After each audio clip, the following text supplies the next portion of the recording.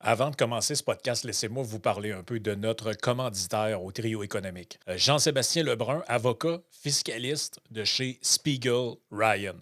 Donc, si vous avez besoin de conseils juridiques professionnels en matière fiscale, Jean-Sébastien Lebrun, avocat, c'est la personne qu'il vous faut. Il offre une gamme complète de services pour répondre à vos besoins en matière d'achat et vente d'entreprise, de planification fiscale et successorale, ainsi que pour résoudre à peu près tous les litiges fiscaux auxquels vous pouvez penser. Il offre un accompagnement personnalisé pour assurer la réussite de vos transactions et de vos affaires fiscales, et ce, partout au Québec et même au-delà des frontières. Contactez-le, Jean-Sébastien Lebrun, au 514-866-9842. Bon épisode.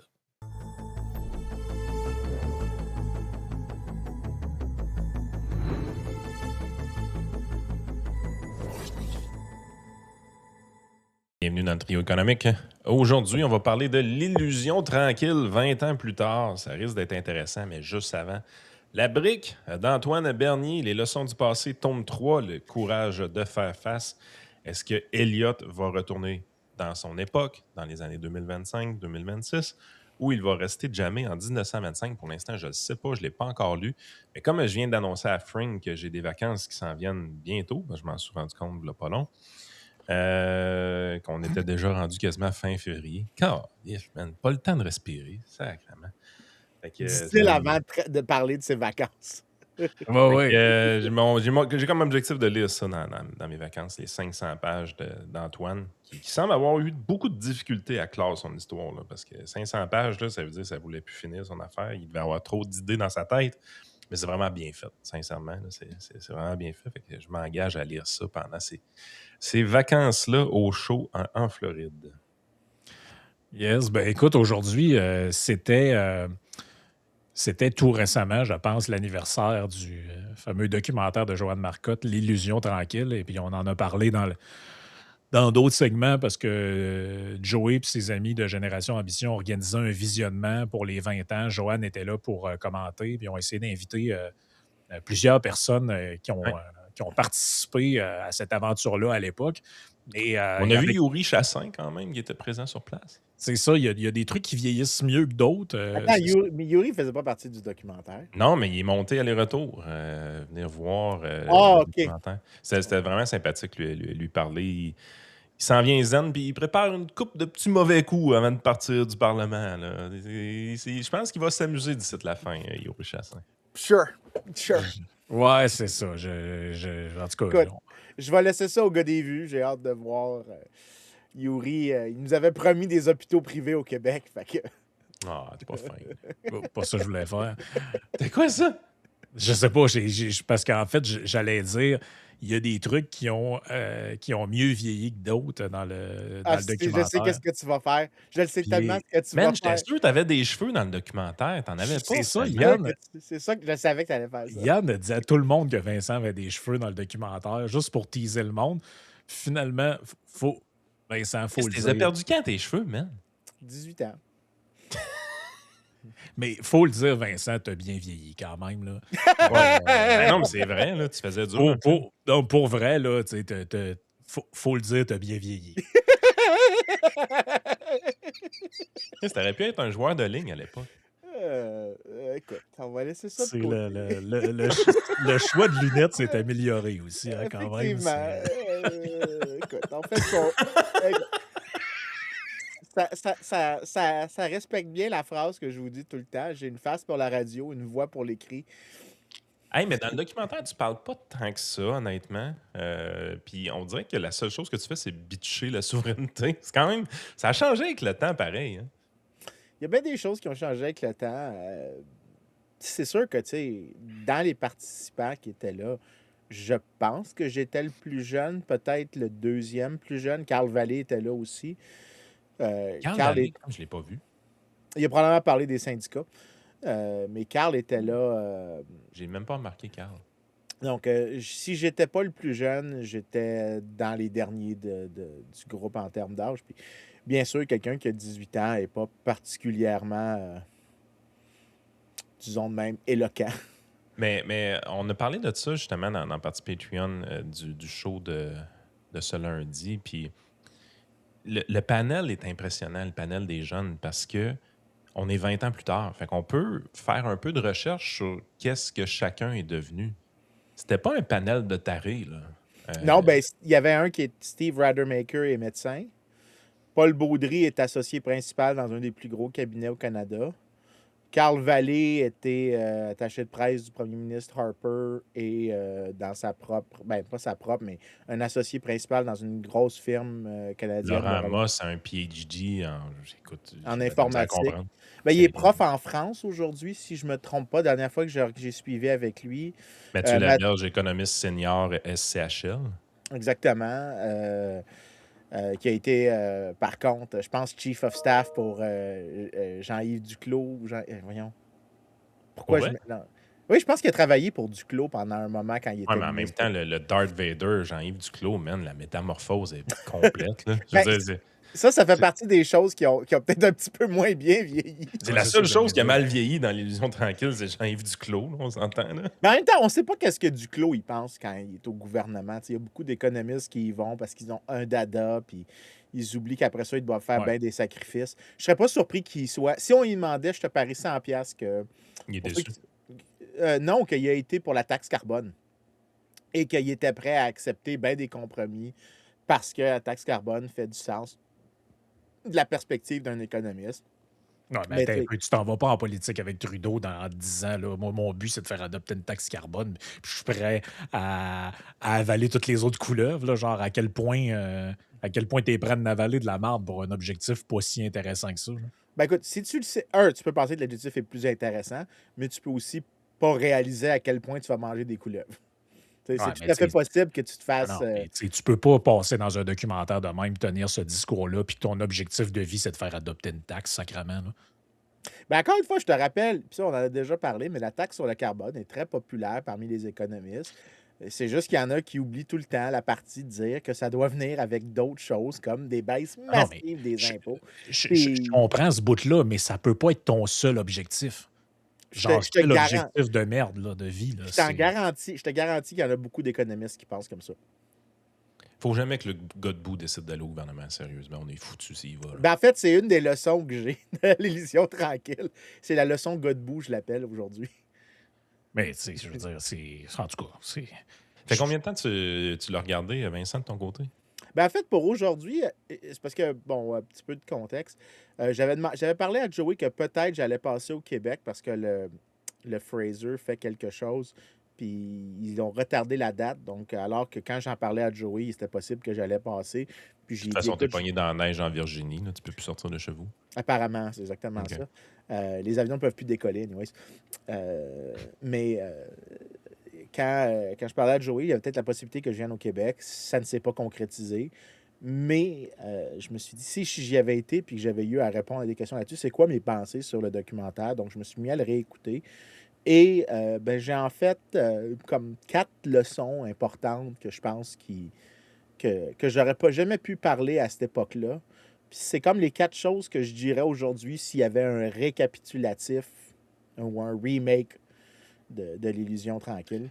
En fait, la conclusion que j'ai eue, je m'en doutais. C'était plus une validation de conclusion que j'aurais quand j'y étais. Moi, ça faisait longtemps que je ne l'avais pas écouté avant de le réécouter. Tu sais, je me doutais que ça allait plus me faire déprimer qu'autre chose, genre que ça n'a pas changé tant que ça depuis. Là. Puis c'est. Normalement, un documentaire politique n'est pas censé bien vieillir en 20 ans. Mais malheureusement, l'illusion tranquille a bien vieilli dans le sens qu'il n'y a pas grand-chose qui est dit là-dedans qui ne s'est pas avéré. Là. Ben, en fait, c'est pourquoi ça a bien vieilli? C'est parce qu'il n'y avait rien de controversé là-dedans. C'est ça ce qui m'a vraiment sidéré. Là, Ça, quand tu regardes l'accueil qu'il y a eu à l'époque en 2006-2007, tu te dis, après 20 ans, tu te dis, ouais, c'est qu'est-ce qu'il y avait de controversé là-dedans? Tout ce qu'ils disent là-dedans, c'est exactement ce qui s'est passé. Puis tu regardes l'accueil qu'il y avait à l'époque, puis c'était comme malhonnête, c'est méchant, c'est courte vue, c'est pessimiste. Là, t'es là, tu te dis, ouais, man, Ouais, mais je pense que c'est réaliste. Hein? Ouais, mais je pense que c'est ça qui a changé. C'est que Vincent il l'a dit plusieurs fois, là, à cette époque-là, là, avoir ce discours-là, tu rasais les murs au Québec. Là. Tu étais vu comme un extraterrestre. Puis, tu sais, même Mario Dumont, la première fois qu'il est arrivé avec une coupe tu sais, la première fois que le privé en santé était amené, ce genre de truc-là, les réactions étaient hystériques, là. Tu sais, puis tu regardes la critique que la presse a faite à l'époque, c'était borderline hystérique aussi, là. C'était un documentaire épouvantable, puis de la propagande, puis c'est ça. Alors qu'aujourd'hui, tu ré- Faut souligner que le review de ça, c'était Vincent Marissal qui l'avait fait. Hein? Non, on l'a trouvé aujourd'hui. C'était pas Marissal, c'était un Ah ouais? autre, Mais là, mais il y ouais, a probablement lui Marissal qui en a l'a fait un. écrit. Ouais, OK. Marissal en a fait un, mais nous autres, on avait pris la OK. Mais, chronique mais le, mais le point que je veux faire, c'est que je culturelle. pense que collectivement, puis publiquement, le débat a assez évolué que moi, je pense qu'aujourd'hui, tu refais exactement le même genre de documentaire, mais version moderne, avec du monde différent ou même les mêmes personnes. Puis il y a plein de monde qui vont dire ouais, je suis allé le voir, puis honnêtement, c'est de l'enfonçage de porte ouverte, là. C'est toutes des affaires que j'ai déjà entendues.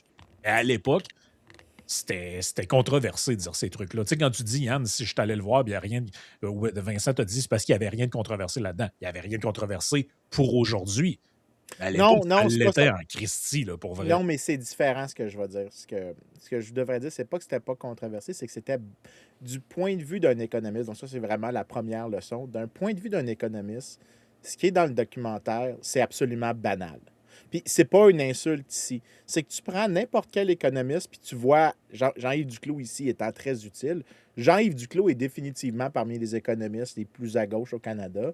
Puis moi, ben, je suis quand même. Bon, on va Dans le se le cacher. documentaire, il n'a pas l'air à gauche tant que ça. Tu sais. Ben, mais en fait, c'est parce que quand tu regardes le, Ah, mais même lui, il ne devait pas être aussi à gauche qu'il l'est aujourd'hui dans ce temps-là, là. Tu sais, c'est parce peut-être, que c'est considérablement dégradé depuis, là. mais check bien la fenêtre un peu que je vais dresser ici.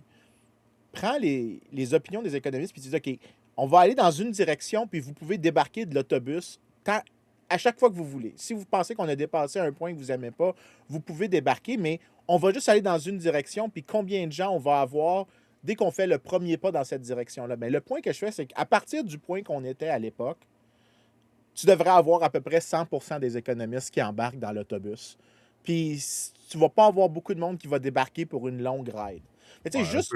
un peu comme la question du contrôle. De ce que tu veux dire là, pour le monde qui prendre un exemple, c'est un peu ce que tu disais avec l'histoire du contrôle des loyers, mettons. Là. Il n'y a pas tant de consensus que ça, là, mais dans la vie, là, mais tu sais, si tu demandes à un économiste autant plus à gauche que plus à droite, que plus libéral que moins libéral, ils sont pas mal tous d'accord pour te dire qu'un registre avec des prix fixés puis tout, ça amène pas des bons résultats. Exactement. Puis écoute, regarde, la première chose, c'est l'idée de la taille optimale de l'État. Tu regardes la fenêtre, mettons, c'est à quel point l'État devrait dépenser en pourcentage d'économie.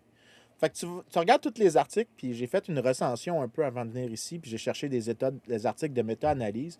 Mais en moyenne, le range est très grand, mais le range, c'est le taux qui maximise la croissance est entre 11% de l'économie, fait que c'est des très petits États, ça, jusqu'à 41%. OK? Donc ça, c'est le range, les deux extrêmes, puis la plupart sont concentrés entre 25 et 30.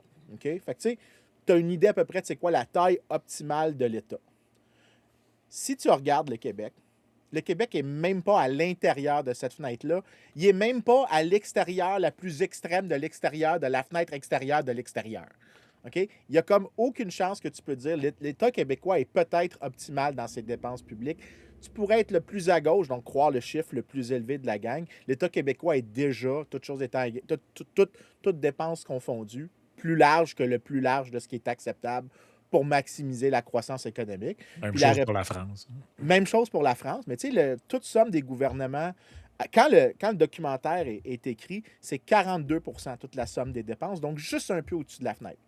Aujourd'hui, si tu regardes toutes dépenses confondues, donc municipales, provinciales, fédérales, tu es à 46%.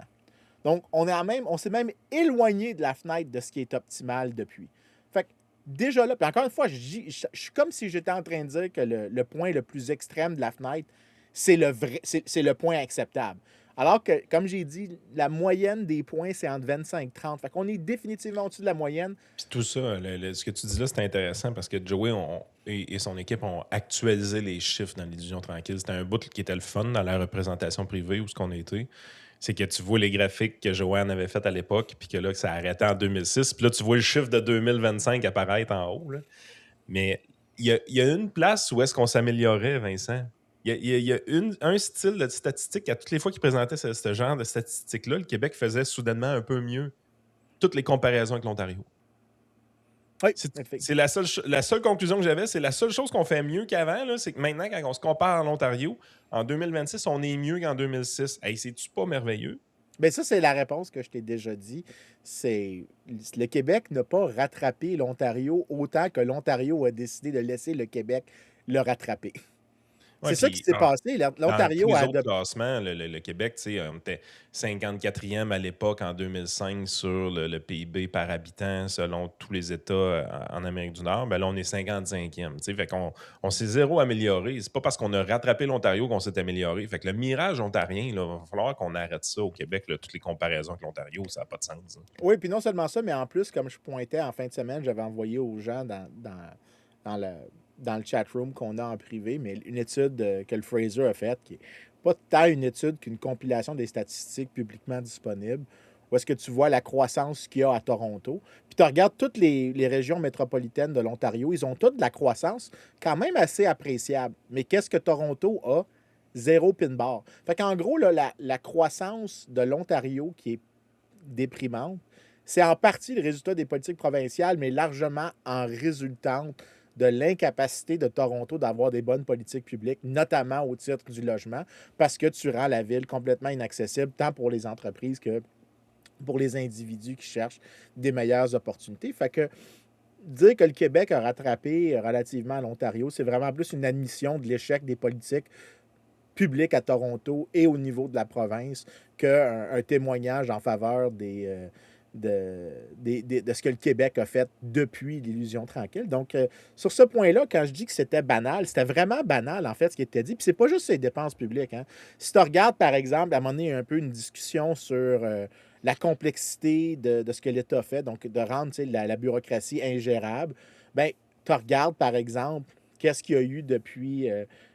par exemple, la complexité du code fiscal québécois, il est excessivement complexe. Il est plus complexe qu'on s'attendrait. Et même, il est devenu plus complexe depuis 2007. Donc, il y a un papier de François Vaillancourt au Cyrano qui montre ça. Puis que la complexité du code fiscal, quand même, coûte à elle seule, juste la complexité, l'équivalent de 0,3 % du revenu national. Donc, c'est pas, tu sais, c'est pas gigantesque, mais juste à cause que c'est complexe. 0,3 %, c'est de l'argent calvos. Ben, c'est ça. Les gens pensent que 0,3, c'est pas beaucoup, mais c'est beaucoup. Moi, c'est une affaire qui me fascine là-dedans, là, c'est que tu as dit tantôt quelque chose, puis je pense que c'est important de l'illustrer avec un exemple, là, parce que je suis pas sûr que c'est. Pas sûr qu'on réalise pleinement l'absurdité de la chose. Tu as dit, ben, dans les économistes, mettons que tu prends le plus à gauche, ou en tout cas ceux qui sont les plus à gauche de la distribution, tu prends ceux qui sont les plus à droite ou libérales. Là. Droite-gauche est entendu comme full intervention, droite, moins d'intervention. Quand on va le prendre de même pour que tout le monde On se va dire, comprenne. on va faire un axe Geloso, pas Geloso. C'est ça.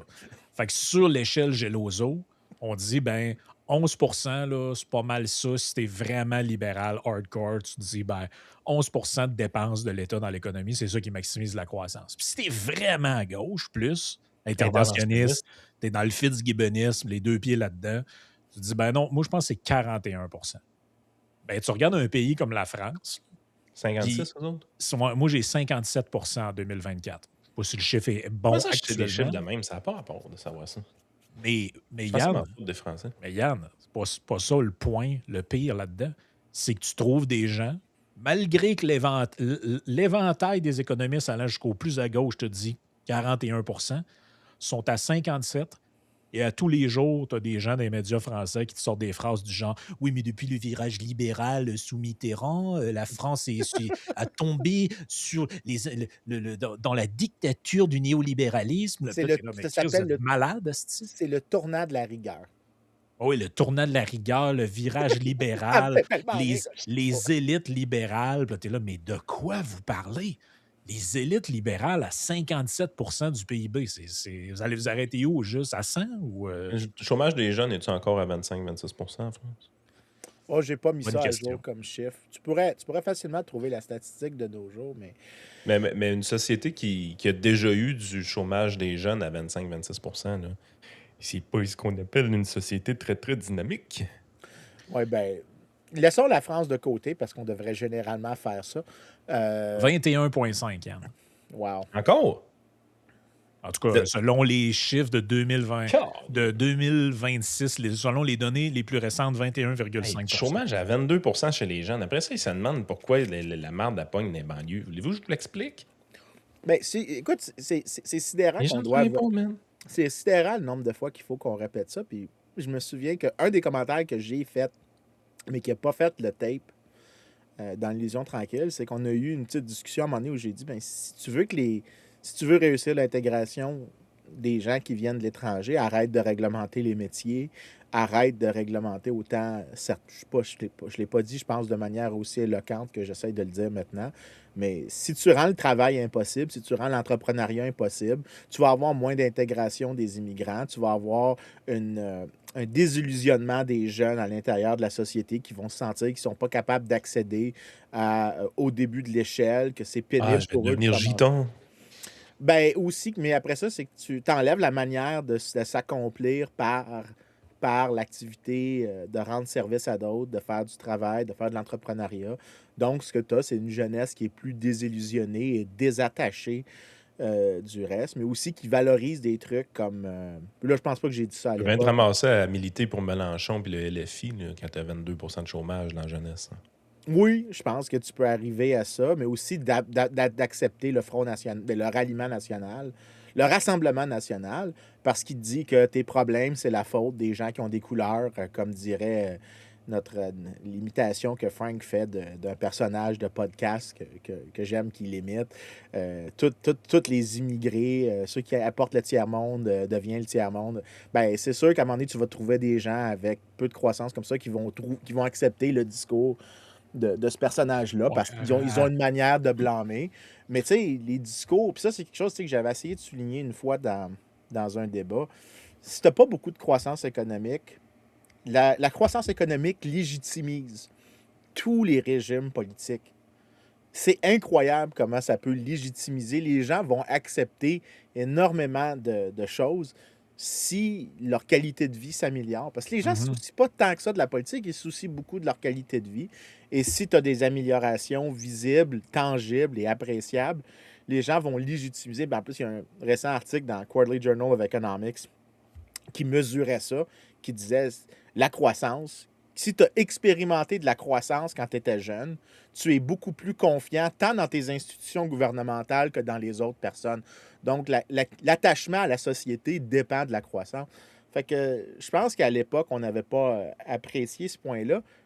Mais encore une fois, ce qui est vraiment fascinant dans ça, c'est que ce qu'il dit dans le documentaire, là, je pourrais ratisser 95% des économistes avec un accord qualifié ou complet sur ce qui est dit. C'est-à-dire, je leur donne le choix. Est-ce que tu es d'accord avec ça? Est-ce que tu es d'accord avec proviso, comme on dit? Es-tu en désaccord ou est-ce que tu es en complet désaccord? Puis je te garantis que tu vas avoir 95% en accord ou en accord avec des qualificatifs que tu peux apporter pour nuancer si tu veux. C'est vraiment banal ce qui est dans le documentaire. Puis c'est ça qui est frustrant. Puis ça m'amène un peu à la deuxième leçon que je dirais, c'est que malgré que c'est aussi banal comme propos pour un économiste de dire ben il faudrait pas que tu taxes, d'ailleurs, il y a une autre des choses qui était dit, il ne faut pas que tu taxes le revenu ou le revenu d'entreprise ou le revenu sur les gains de capitaux. Il faut que si tu es pour taxer, tu devrais taxer via la consommation, via les frais d'usager. Et si tu es pour avoir une taxe sur la richesse, tu devrais avoir une taxe sur la richesse, pas sur les gains en capitaux. Tu ratisses 95% des économistes, c'est sidérant. Et malgré cette espèce de banalité-là parmi les experts de ce qui est dit dans le documentaire, il y a vraiment eu fuck all de progrès. C'est ça qui me sert. Les idées ont fait du progrès dans le public. Don't get me wrong. Il y a vraiment eu du progrès dans le public. Oh, je pense que oui, moi. Tu sais, je veux dire, c'est plus facile d'être libéral aujourd'hui qu'en 2006. Je me souviens qu'à l'époque, j'étais comme excité d'être un peu transgressif à l'égard du consensus. Mais aujourd'hui, je suis là comme... Guys, je veux pas être plate, mais le générique, présentement, c'est pas vous, c'est moi. Ben, c'est parce que c'est vous c'est... je veux dire, ce que vous dites, c'est complètement en dehors de la fenêtre de ce que pas mal tout le monde dirait. Tu pourras avoir des nuances parmi les gens qui sont dans la fenêtre de ceux qui travaillent sur ça, mais vous, je veux dire... Ben, ces idées-là sont marginales dans des pays, ben, dans des États comme le Québec ou la France, mais ailleurs, ça peut être des trucs qui sont carrément mainstream. Là. Oh oui, puis non C'est seulement c'est mainstream, mais un peu ça, là. Puis peut-être juste avant, là, je vais te rappeler, peut-être parce qu'il y a des gens qui ne l'ont jamais vu, ce documentaire-là. Il se trouve sur YouTube facilement. Si vous ouais. cherchez l'illusion tranquille, vous allez le trouver. Ça dure 1h13. Puis ça s'écoute. Ça se mange comme un petit pain chaud, les amis. Fait que c'est facile à trouver. Là. L'illusion tranquille 2006 sur YouTube. Vous allez le trouver parce que je sais que je pense qu'il y a eu une édition DVD de ça. Mais ça doit plus se trouver. Puis les gens ont plus de lecteurs DVD anyway pour la plupart. Fait que ça se trouve sur YouTube. C'est pas la version updatée. La question que j'avais justement, Yann, moi, je n'étais pas là, je ne pouvais pas y aller, là, mais Ouais. est-ce que vous avez eu est-ce que la version qui était présentée, c'est la version genre pro, entre guillemets, ou dans le sens que ce que tu vois sur YouTube, c'est bien le fun à voir, mais Chris, c'est en 480p. Là. Des fois, tu regardes l'image, tu te dis ça a vieilli, c'est pas beau, mais c'est parce que c'est une vidéo compressée qui a 15 ans. Ouais. Là. Probablement, je te dirais, parce que ça reste qu'il n'y avait pas de caméra HD à l'époque, là, on s'entend. Donc, c'est pas en 1080p. Là, tu peux pas Ouais. l'avoir, ce tape-là. Les caméras n'existaient carrément pas. Ben, moi, je suis content que ça soit resté en 480p parce que ma face est déjà laide en 480p. Imagine en haute résolution. Ben, ça C'était quand même existait. sur un grand écran, puis c'était pas si pire, Ouais. honnêtement. Mais ça existait, les caméras pas haute définition, c'est pas ça qui existait, là, mais tu peux avoir des films des années 60, les images sont super belles, mais c'est parce que c'est filmé comme au cinéma, là, mais on n'utilisait pas ça pour faire des documentaires. Là. Mais, Ouais. Mais j'ai trouvé ça pas si pire. Fait que mon guess, c'est que tu avais une version un peu plus remasterisée, probablement. OK, parce que quand tu le regardes sur YouTube, c'est sûr, c'est genre 480 à peu près la résolution. Fait que ça donne un aspect vieillot. Mais il faut se rappeler qu'en 2006, quand tu écoutais la télé, ça ressemblait à ça. Là. Ben oui. On l'a oublié, là, parce que maintenant, on regarde des vidéos en 4K et tout ça, là, mais il y a 20 ans, quand tu regardais la télé, on voyait pas les cernes en dessous des yeux des gens, puis les boutons, pis ce genre de trucs-là. C'était pas on n'avait pas de la haute définition comme il y a aujourd'hui. Fait que ça donne un aspect vieillot qui est plus dû à la qualité de l'image qu'au film comme tel. Là. Mais moi, ça m'a fait du bien de le revoir quand même. En fait, surtout de voir qu'on n'avait pas tard. Moi, c'est le bout qui est le plus. Tu sais, je veux dire, quand t'es jeune, là, puis il y avait plein de jeunes dans la salle, mettons Héloïse, là, tu sais, qui regarde ce film-là, puis qui est rempli de promesses dans sa tête. T'étais à peine né quand le film est sorti. Qu'ils avaient même pas de cheveux blancs encore. Ouais, mais, Je pense qu'elle avait 3 ans quand le film est sorti. Non, je sais, mais c'est sidérant. Aucun Mais- des personnes dans la salle avait des cheveux blancs dans les jeunes. Puis, en fait, ce qui est un peu weird, c'est que probablement Héloïse puis les autres qui étaient dans la salle parmi les plus jeunes ont l'âge aujourd'hui que moi j'avais quand ça c'était là. Non, c'est exactement ça.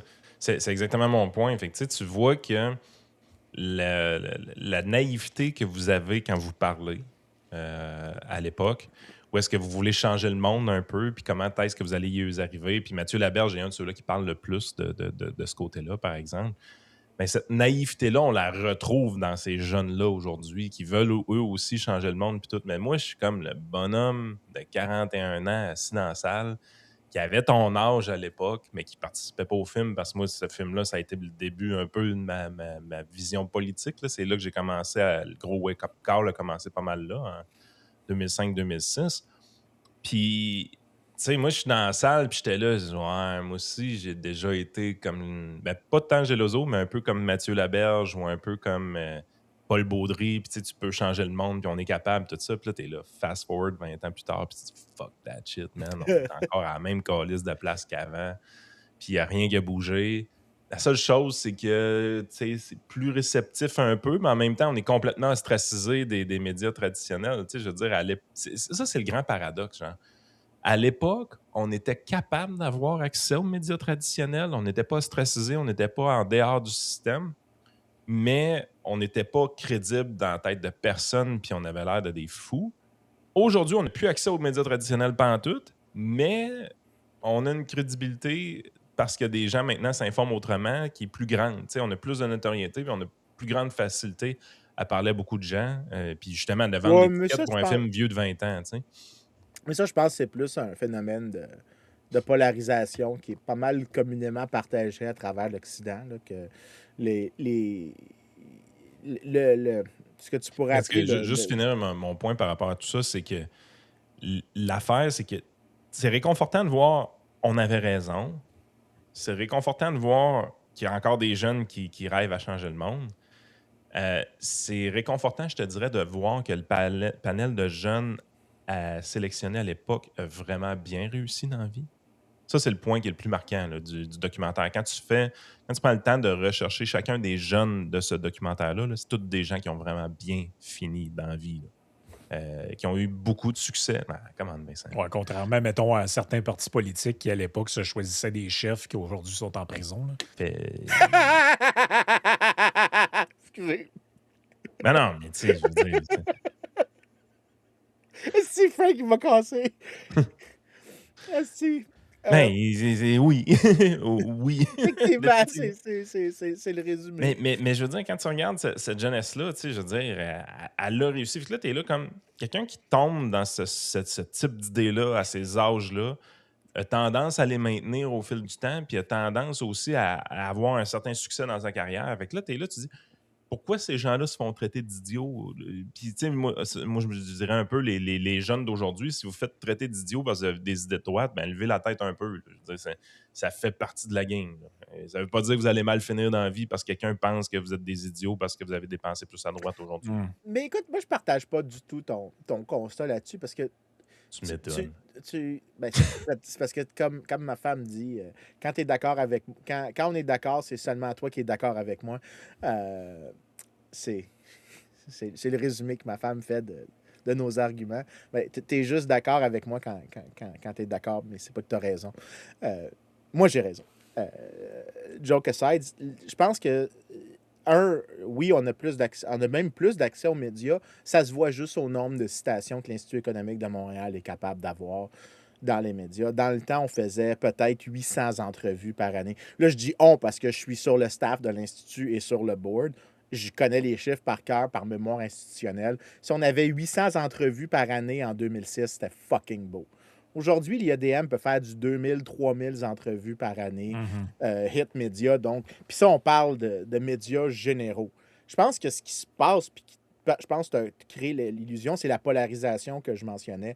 Tu as beaucoup plus d'antagonisme de la part d'une gauche qui s'est déplacée massivement vers la gauche et qui est très hostile aux idées libérales, qui sont dans le documentaire, mais aussi d'une droite qui est comme l'espèce, ce qu'on appelle aux États-Unis les post-liberals, qui dénoncent un peu les idées libérales, mais en venant de la droite, en disant que c'est pas assez nationaliste, qu'on est en train de sacrifier la nation à l'autel de la mondialisation, du libre mouvement de la population. Donc, tu as comme une sorte d'attaque de tous les côtés contre les idées libérales qui sont pas mal défendues dans le documentaire, mais largement libérales. Tu as plus d'hostilité, for sure, mais tu as aussi plus grand pourcentage de gens qui acceptent ces idées-là. C'est juste les gens qui les détestent sont maintenant beaucoup plus véhéments, beaucoup plus agressifs.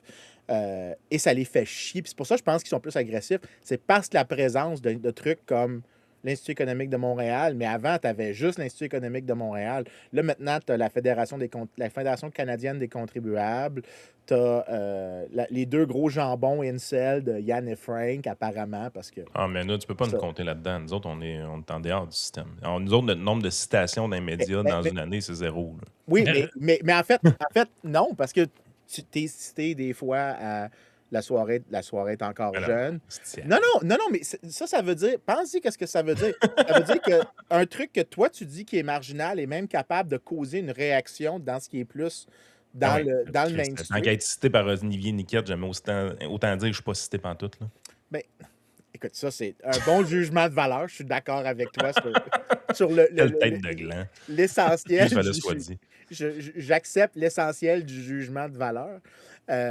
Mais en tant que tel, c'est quand même un témoignage que oui, la on présence dérange du monde pas mal plus qu'avant. Ça, c'est beaucoup sûr. plus. Oui, on les dérange, mais je veux dire, on n'existe pas dans l'infrastructure médiatique quand même. Là. À un moment donné, on existait à l'époque. On était capable de parler dans les médias à l'époque. Rappelle-toi de 2010, 2011, 2012, le Québec est dans le rouge.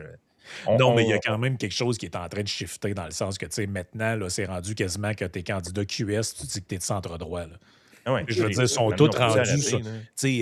Mario Dumont disait ça en 2004, qu'il était de centre-droit, puis on disait il y avait des trucs de journaux qui le comparaient à Le Pen. C'est là qu'on était. Aujourd'hui, tu peux te présenter pour le PQ puis dire ça, puis la vie est belle. puis citer Oui, l'IRIS. puis citer les. Ouais, c'est ça. Puis Mais citer ça, les, mais les, ça, les mais, risques. mais, mais ça, moi, je cite souvent l'IRIS, mais pas au même fin. Euh, je l'aurais pas tapé dessus encore, puis ça fait longtemps que je leur tape pas dessus. Fait que fallait que je me permette une petite vite. Mais je pense que c'est là que je vais donner plus raison à Yann. C'est ce qui est un peu plus décevant, c'est à quel point on n'a pas eu autant d'effets sur les politiques publiques. Donc, définitivement, je pense que les idées libérales se sont incrustées dans la place publique, en opposition tant à les nationalistes caribous un peu crinqués sur le bord que contre la gauche plus radicale. Cette intégration-là a été réussie, mais pas sur les politiques publiques. Puis ça, c'est là que je fais l'espèce de share screen. C'est les trois graphiques Moi, c'est la partie qui me déprime un peu du documentaire. C'est que quand tu regardes, là, par exemple, ici, ce qui est montré, c'est l'indice de réglementation de l'Institut Fraser depuis 1980. La ligne noire solide, c'est le Québec. Toutes les autres lignes pointillées, c'est toutes les autres provinces. Puis le plus bas, le plus proche de zéro, le plus tu réglementes. OK? Puis idéalement, tu voudrais être Est-ce proche. qu'on est obris? Ben, le Québec est passé, en fait, d'être un des plus réglementés à le plus réglementé de la gang. Même s'il a Wow! déréglementé un peu, c'est juste les autres ont déréglementé beaucoup plus que nous. Donc, déjà là, tu as quand même une sorte de.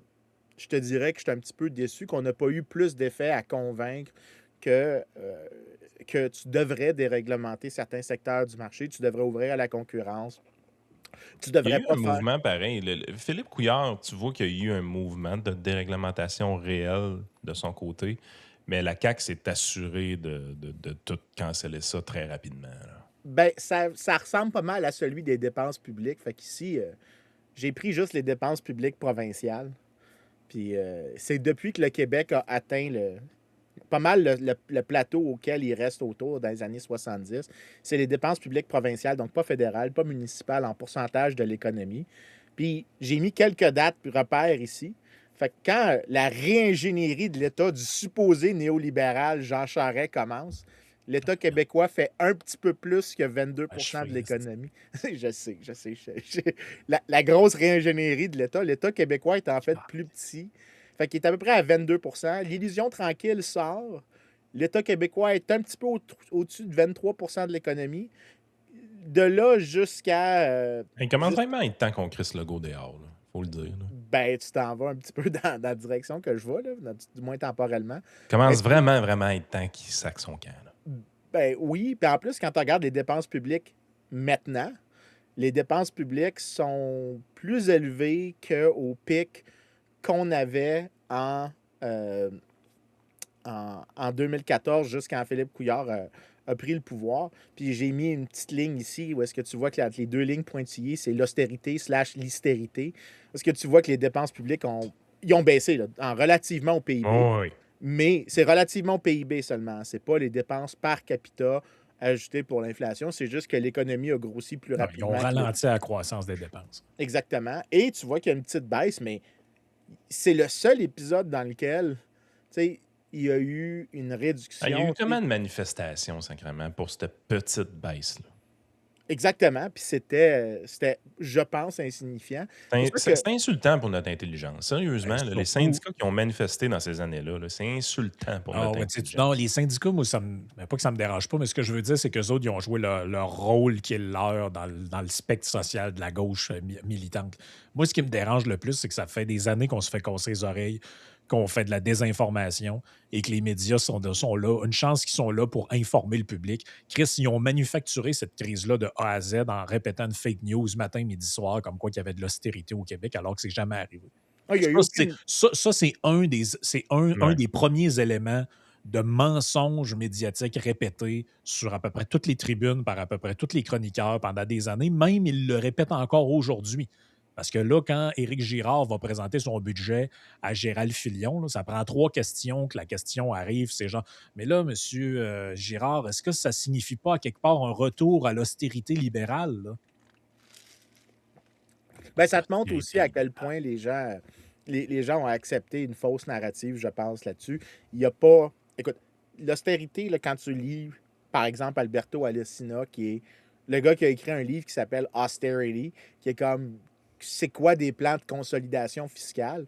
Puis il est très clair, c'est une réduction absolue des dépenses. C'est pas juste que tu as ralenti la vitesse de croissance des dépenses. C'est généralement l'austérité, ce que ça veut dire. C'est que tu prends une scie, là, puis tu passes à travers, puis tu coupes tout ce que tu peux. Puis tu es en crise fiscale. L'austérité de Philippe Couillard, c'était pas vraiment de l'austérité. C'était on va faire en sorte que les dépenses augmentent un peu moins vite que la croissance économique générale. That's it. That was it. Nothing else. Nothing more, nothing less. C'est pas une mauvaise règle fiscale. OK? Je ne veux pas critiquer Philippe Couillard là-dessus. Je pense que c'est une bonne règle fiscale en moyenne, surtout si tu la soutiens sur 15, 20, 30 ans. C'est une excellente règle fiscale. Ça crée une stabilité du panier de services, une prévisibilité. Ça a des valeurs macroéconomiques, je pense, de faire ça. Mais c'est pas la règle que moi, je préconiserais en toute franchise. Là. J'ai pas une... Mais c'est pas une mauvaise règle. Mais en même temps, c'est pas du tout de l'austérité, là, cette règle-là. C'est pas du tout dans le registre Non, de non, ce que tu pas du pourrais appeler une discipline fiscale. Et ça, c'était la période dans laquelle je me souviens que je trouvais que c'était le plus facile au Québec d'être économiquement libéral parce qu'on avait, tout le monde voulait avoir des opinions là-dessus, puis on pouvait répondre, on pouvait participer à la conversation. Mais notre influence en tant que libéraux était quand même excessivement limitée. On n'était pas capable de... C'était le mieux qu'on pouvait avoir, ce qui est quand même assez un peu... C'est ça qui est la deuxième leçon, c'est à quel point on n'a pas vraiment fait grand-chose. Puis la Écoute, troisième... à partir du moment que j'ai commencé à militer à aujourd'hui, ça s'est empiré. là. C'est assez évident. Ouais. La troisième leçon, par contre, ça, c'est quelque chose que j'aurais dit si à l'époque je l'avais su. C'est quelque chose que personne au Québec ne sait, mais que si on le savait, on serait encore plus critique du modèle québécois. Puis là, ça aurait sorti un petit peu de la fenêtre que ce que les économistes disent. Ça aurait été comme peut-être que tu vas en ramasser 50 au lieu de 95. Puis ici, c'est quand tu regardes le Québec, la distribution des revenus au Québec avant et après impôt, puis tu prends le revenu de marché ou le revenu après redistribution, bien, le Québec est moins égalitaire avant redistribution que l'Alberta. Donc, c'est-à-dire que le marché en Alberta est plus égalitaire dans les résultats qu'il produit que le Québec. Le Québec devient uniquement plus progressiste, donc il devient plus égalitaire, après avoir taxé solidement. Puis ça, c'est une chose que j'aurais expliqué à l'époque. Après avoir enlevé, pas après avoir donné. Après avoir enlevé à certaines personnes pour redonner à d'autres. Puis pas nécessairement sur des critères de En fait, Vincent, tout le monde sait que le modèle québécois, c'est que tu taxes la classe moyenne pour redonner aux fonctionnaires, pas pour redonner aux pauvres. Tout le monde sait ça. Là. Mais c'est une redistribution, techniquement parlant. Mais il y a beaucoup de gens qui sont taxés pour redonner à quelqu'un de plus riche qu'eux autres. Là. Bien, laissons l'efficacité du régime social au Québec ici, là, de comment est-ce que c'est redistribué. Je pense que le point que moi, j'aurais aimé que ça soit fait à l'époque, c'est que si le Québec réglementait moins, puis qu'on faisait une distinction entre intervention et redistribution, c'est-à-dire que tu peux faire de la redistribution pour aider les gens, mais tu n'as pas besoin de jouer avec le marché, tu n'as pas besoin d'essayer de le manipuler, tu n'as pas besoin d'avoir la doctrine du Fitzgibbonisme, bien, tu aurais probablement moins d'inégalités pour commencer. Et donc, tu aurais moins d'efforts de redistribution pour arriver au même niveau post-redistribution d'égalité que tu observes. Donc, ça serait mieux, en fait, que le Québec adopte une voie sans même toucher l'État-providence, mais de juste prendre la Gazette du Québec, de prendre tous les codes réglementaires qu'on a, prendre la hache puis couper ça le plus possible, forcer les villes à déréglementer le zonage. Ce que tu vas avoir, c'est une baisse des inégalités avant redistribution, puis tu as besoin de moins de fardeau fiscal après pour arriver au même niveau qu'on observe aujourd'hui. Donc, tu pourrais taxer moins. Ici, ce que je suis en train de dire, c'est que d'un côté, l'État essaie de redistribuer, mais de l'autre côté, il fait des choses qui sont massivement régressives.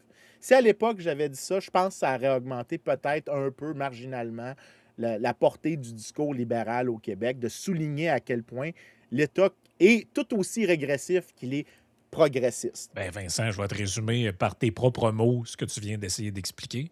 C'est un cas classique de Jealousy Tree, cette affaire-là. Ben oui. On assume on admet qu'il y a un problème. OK? Il y a beaucoup d'inégalités. OK?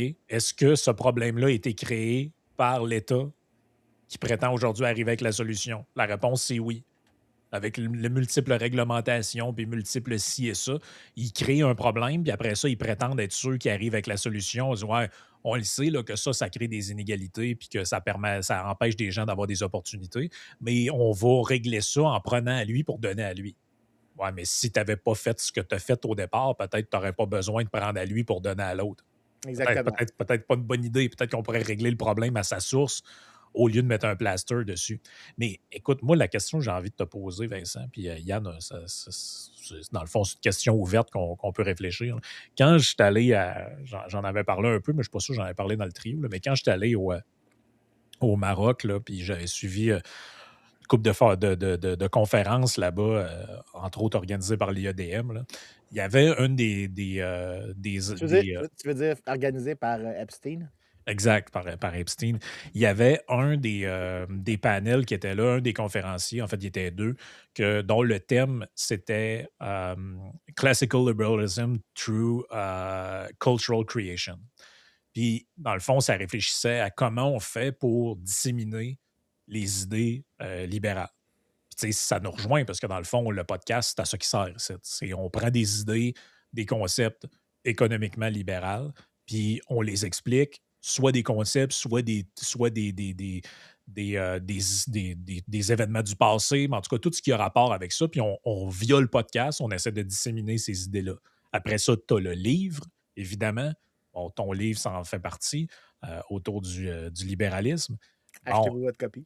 exact, achetez votre copie. Mais ce qui me fait réfléchir à ça, c'est que si tu poses la question aux gens qui connaissent un peu, mais pas tant que ça, c'est pas des exégètes du milieu de la droite au Québec, là, ben, potentiellement que s'ils ont entendu parler de ça, c'est via le documentaire que Joanne Marcotte a fait à l'époque. Puis le documentaire est une manière qui marque les gens de diffuser des idées. C'est peut-être pas théoriquement la meilleure affaire au sens où si tu veux un vrai exposé complet, t'es peut-être mieux de lire des trucs qu'a écrit Claude Montmarquette. Mais ça, c'est pas accessible à M. Claude qui est dans le documentaire d'ailleurs. Mais ça, c'est pas accessible à tout le monde. Le documentaire, c'est une bonne manière de le faire. Moi, j'ai l'impression que c'est encore ça, la faiblesse. Parce que là, on parle d'un truc qui a 20 ans, là, mais on n'a rien de plus récent vraiment à se mettre sous la dent. Puis, tu sais, on le sait, là, les gens plus à droite, ben, on dirait qu'ils ne sont pas capables d'investir l'art puis la culture comme le font les gens de gauche. Ils ne sont pas capables d'avoir de musiciens, ils ont de la misère à avoir. Ils sont très bons à produire des trucs théoriques, des études universitaires, des affaires que personne lit, en tout respect. Mais quand c'est le temps de faire du produit culturel, puis pourtant, on le sait, c'est ça qui pogne le plus. Regarde, à notre petite échelle, ce qui fonctionne le plus, c'est des trucs comme a fait Joanne. Puis si tu vas dans le monde anglophone, ben c'est quoi qui a marché le plus? Ben c'est Ayn Rand. Qu'on l'aime ou qu'on l'aime pas, parce que c'était des histoires, parce que c'est facile à. Ben, c'est pas facile à lire, mais parce qu'un roman ou une histoire, ça parle aux gens. Mais si tu arrives avec Lee Murray Rothbard à la place, Murray Rothbard, c'est pas facile. T'sais. Ben, c'est sûr que le livre d'Antoine fait un peu la job de ça. C'est la raison pour laquelle on le pousse beaucoup aussi. Là. Sérieusement, là, il y en a des leçons économiques là-dedans. Je pousse pour que mon gars le lise, Steve, il veut rien savoir. Qu'est-ce qui m'énerve des fois. Mais un jour, je vais réussir à le convaincre de le lire. Mais Tu écoute, vois, tu dis, juste finir, tu dis ton gars, ben, quand tu as un gars, tu sais, adolescence, s'en va vers le début de l'âge adulte, lire un livre, c'est pas de quoi de naturel pour tout le monde. Checker des vidéos, là, commence déjà à être plus. Fait que, le documentaire, c'est une bonne voie d'entrée pour des gens qui sont pas nécessairement attirés par le livre, par les articles, encore moins les articles universitaires, tout ça. Fait que moi, je pense vraiment que c'est un avenue qui est sous-investi par. Moi, je pense que le débat d'idées, à quelque part, il est gagné d'une manière. C'est clairement les libéraux ont une avance sur à peu près toutes les autres. bon, ben, écoute, Le podcast, les memes, c'est là qu'on peut. Oh, et le podcast, les memes, les articles, tout ce que tu veux. Mais il y a un point sur lequel ils sont pas terribles, c'est les créations culturelles. Puis le documentaire, ben, ça en fait partie. Mais il faut quand même comprendre que le libéralisme aura toujours un désavantage sur ce point-là. Parce que le libéralisme n'ayant, comme je le dis toujours, n'ayant aucune utopie. Il n'y a pas d'utopie libérale. Donc, tu ne peux pas vendre de l'émotion aussi facilement aux gens que Catherine Dorion est capable de le faire avec ses niaiseries.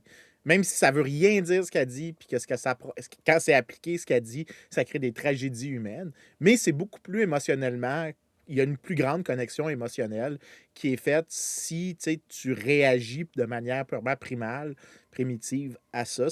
Ben, en même La temps, réaction est Vincent, la pas. liberté, je trouve que c'est un sentiment assez fondamental que tu peux vendre au Oui, monde. Au mais, Québec, ça a été hijacké par les souverainistes parce que, genre, oui, pour eux, mais, vive le Québec libre, c'était juste le référendum. Là. Mais tu sais, mais la si tu regardes, liberté des Québécois me semble être quoi qui peut faire rêver un peu. Là. mais si tu regardes les sujets sur lesquels les libéraux réussissent toujours à connecter, c'est quand tu parles des sujets sur lesquels la liberté humaine est en jeu. C'est-à-dire que tu parles, par exemple, de la lutte au communisme. Donc, les gens qui sont derrière le rideau de fer. Tu parles de ces moments-là de l'histoire de Tiananmen Square, Hum. des Killing Fields, des résistants qui sont dans des pays théocrates qui, par défiance. Donc, moi, il y a une image que j'aime beaucoup, puis je sais qu'il y a un film qui a été fait pour ça. C'était un gay iranien qui a été capturé par le régime, puis il a décidé de sourire en se faisant pendre. Et l'image est restée pour les gens parce que c'est un symbole de défiance. Mais ça appelle aux gens parce que effectivement, il y a un idéal de liberté, mais sur la plus petite échelle du Québec, de dire, tu sais, ton droit de propriété, quand l'État décide de faire en sorte que les villes peuvent exproprier davantage, c'est beaucoup plus difficile de trouver un hook émotionnel pour les gens à l'égard de l'État. Les histoires, même en fait, comment est-ce que l'histoire de Robin des Bois a été cooptée par la gauche? L'histoire de Robin des Bois, c'est définitivement une Ah histoire de oui. libertarien. Je sais pas, j'ai jamais compris pourquoi les gens pensent que c'est un terme. C'est le gars est en train de voler à un shérif qui est en fait un tax farmer C'est un qui collecte. riche. Oui, mais Les le les shérif, pauvres volent les riches. oui, mais le riche les a volés, eux, Ouais, pour le riche et le commencer. gouvernement dans C'est le l'histoire. gouvernement. C'est le tax farmer de l'État du roi qui est venu les voler. Et en fait, le roi était en fait le bon dans l'histoire parce qu'il n'était pas au courant que ses agents étaient de mauvaise foi.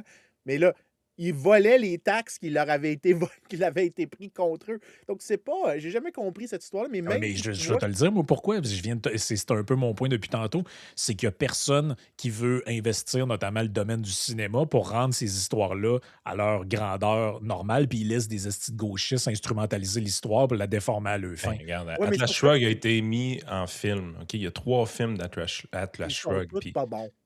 si les 3 sont mauvais, puis t'as même pas les mêmes personnages de film en film, tu fais Colin, ils ont même pas été capables de signer les acteurs pour les 3 films. Tu sais, c'est comme décevant, là. Ben, effectivement, mais tu sais, c'est sûr que c'est pour ça que je dis, je pense que les libéraux auront toujours un désavantage sur ce terrain-là. Je pense, un des malheurs de notre situation. Je pense pas que ça veut dire qu'il n'y a aucun effort qui devrait être fait, mais si la créativité doit être là, faut pas que ça. Tu peux pas non plus aussi essayer de forcer le message, puis essayer de convertir, disons, un film sur, disons, des résistants avec un message libertarien. Tu peux pas, tu sais, les gens qui essayent de forcer le message, mettons, quand tu écoutes quelque chose de Catherine Dorion, mettons, tu finis toujours par OK, fine, j'ai peut-être connecté un peu émotionnellement, mais ça a l'air forcé, son affaire. Ben, Ouais. tu peux pas le forcer non plus. Tu sais, je veux dire, pour que les gens. Puis ça, c'est l'importance, surtout en termes de science-fiction, de literacy, de littérature fantaisiste, c'est qu'il faut que tu laisses de la place aux gens de s'inscrire eux-mêmes dans l'histoire. C'est un des outils les plus importants en littérature en fait, je sais pas si tu avais déjà vu, puis là, je fais une petite aparté là-dessus, puis ça, on reviendra sur la dernière leçon de l'illusion tranquille. À un moment donné, quand Clint Eastwood a gagné le Academy Award pour Lifetime Achievement, Jim Carrey est allé donner un discours, puis il a dit pourquoi est-ce que Clint Eastwood, dans tous les films qui étaient de western, he was the man with no name. It was so that every boy in America could put his name on his face. C'est-à-dire que tu pouvais t'identifier avec le Mhm. héros, tu te laissais une place pour la personne de s'inscrire. Mais pour laisser une place pour les gens de s'inscrire dans une histoire qui parlerait de l'importance de la liberté, tu ne peux pas forcer trop le message parce que sinon, tu t'empêches des gens de s'inscrire là-dedans. Et ça, c'est la difficulté d'utiliser ce médium-là pour convaincre. Et comme le discours libéral, je pense, c'est par définition l'usage de la raison moins que l'émotion, c'est difficile de faire cet appel-là. Catherine Dorion aura toujours un avantage sur nous là-dessus, largement parce que, bon, elle comprend bien ses émotions, mais je ne sais pas pour le reste. Ah ouais, Euh, tu penses qu'elle comprend, toi? Laissons ça de côté, mais Ouais. la gauche a toujours eu un appel émotionnel beaucoup plus puissant que la droite libérale. En fait, Ben, moi, si la si droite, j'acceptais de dire des conneries, le monde m'écouterait peut-être plus, là, mais tu sais, ben, mais tu remarqueras que mon point s'applique bien aussi d'une autre manière. La droite qui réussit le mieux culturellement, c'est la droite nationaliste, genre Front National et toutes choses, compagnie de ce genre-là, comme en France avec Philippe de Villiers qui avait essayé de faire le Puy du Fou en Vendée, puis des choses comme ça, où est-ce que si tu as une sorte de narratif émotif qui est construit dans le décor, tu peux mieux réussir. Mais le ouais, discours mais justement, libéral est c'est le plus grand naturellement. problème de notre société, de réfléchir avec nos émotions, esti. Ouais, moi, Moi, je Ben, de pense ce que. Non, non. paradigme-là, il faut sortir. Mais moi, je pense que Vincent, je dis pas que ce que tu dis est entièrement faux. Je pense que c'est en bonne partie vrai, mais je pense que c'est aussi une rationalisation au sens où, à mon avis, la vraie raison pour laquelle ce que je dis n'arrive pas, c'est que les gens de droite sont foncièrement individualistes et préfèrent faire des choses tout seuls de leur bord. Je vais écrire mon petit livre, là, laissez-moi tranquille, là. Puis je veux pas parler à personne, je veux pas voir personne, je reste chez nous. Ça, ben, c'est ça, ça, c'est c'est moi. ça, c'est ben, c'est pas toi, c'est le droitard slash libéral typique, il est de même.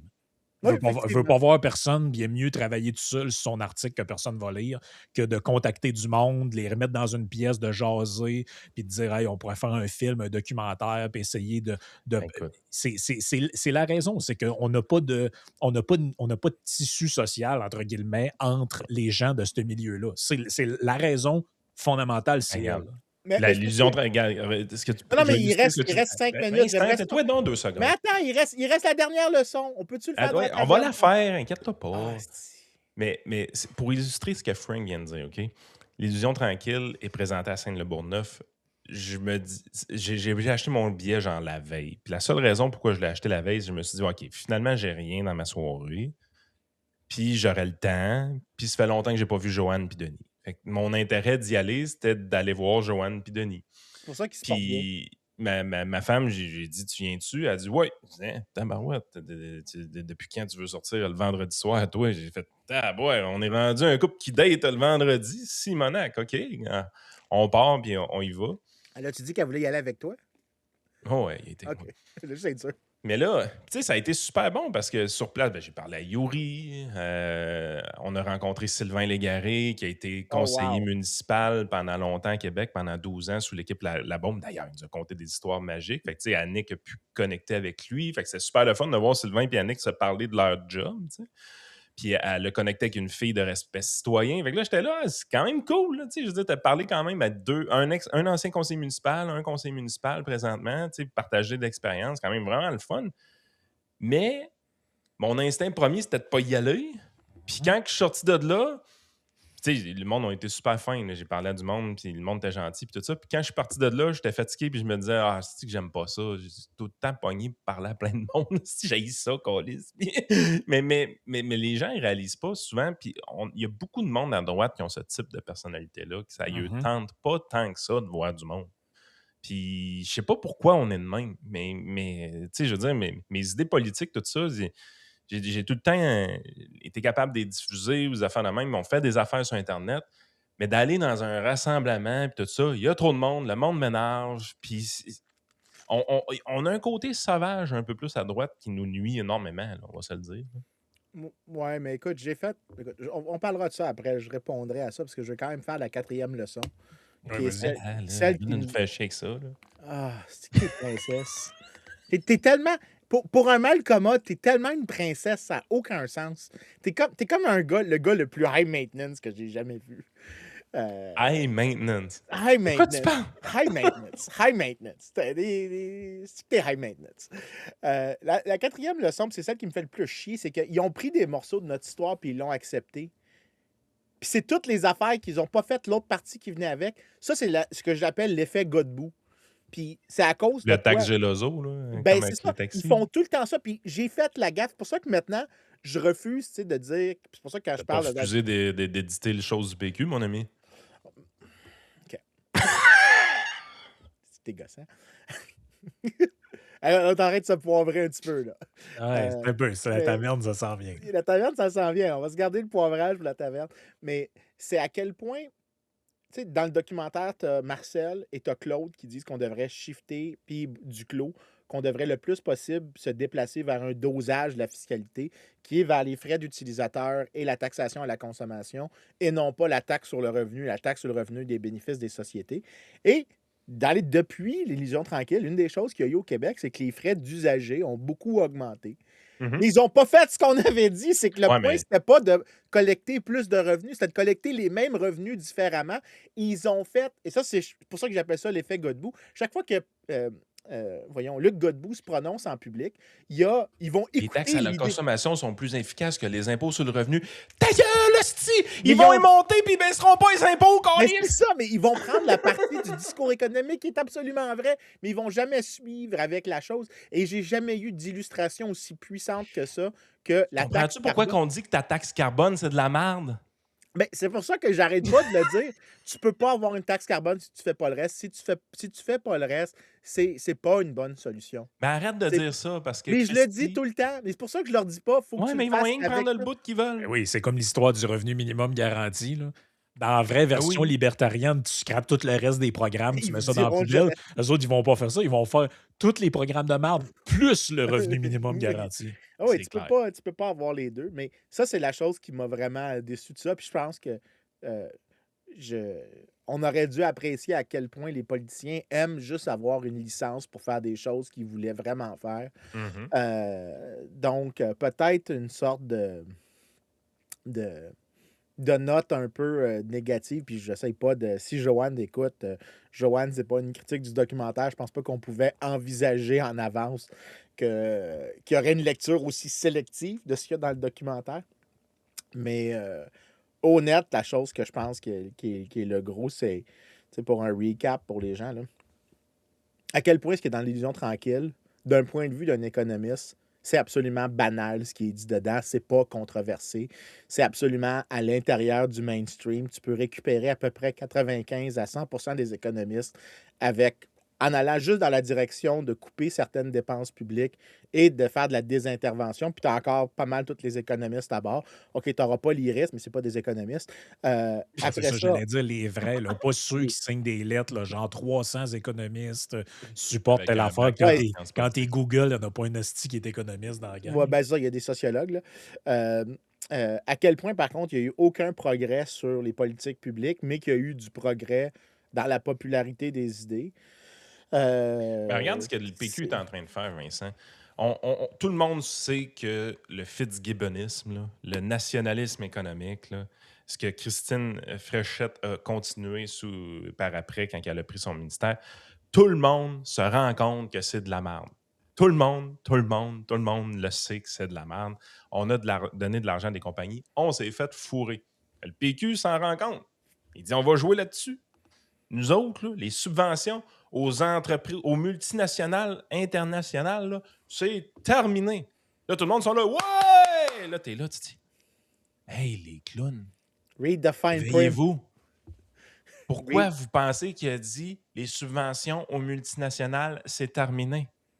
C'est parce qu'il va subventionner les compagnies nationales à la place. Ouais, c'est Ils ça, changeront pas. Taiga, puis